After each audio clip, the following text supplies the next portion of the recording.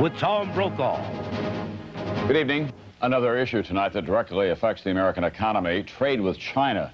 Should China get the best trade treatment if it continues illegal arms sales and forced birth control policies? Secretary of State Christopher said today those issues concern him as he considers whether to extend the most favored trade status for China. And tonight, NBC's national correspondent Bob Kerr has an exclusive report on another China violation, prison labor. For 19 years, Harry Wu was a political prisoner in China. He's tried to convince the American government that much of what China exports to the U.S. is made by prison inmates. Today, Wu's findings, which he put into a report, were endorsed by 3 members of Congress. Whether the Chinese government is making $100 million or $1 exporting these goods, it is immoral for the United States to prop up this inhumane system. China has promised not to export prison-made goods to the U.S., but Wu and the lawmakers say these hoists were sold in this country by an American company.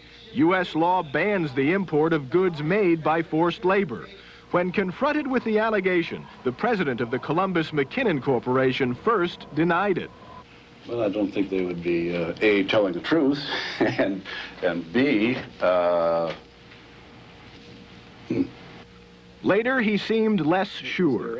no sign of guard, there's no sign of any forced presence. Do you think the Chinese could be somehow fooling you on this? They could possibly be fooling me, yes.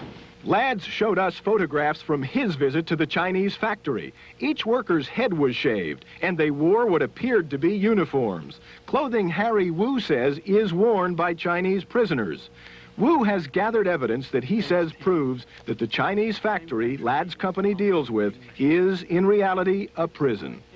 If you cannot complete your quota, you got a trouble. They will remove your food and torture you, put into solid confinement to punish you. Today's report says China not only sells us chain hoists, but a variety of items made by prisoners in forced labor. Rubber-soled shoes, boots, kitchenware, toys, tools, and sporting goods. Things Americans use every day. Harry Wu says hundreds of thousands of political prisoners work in these factories.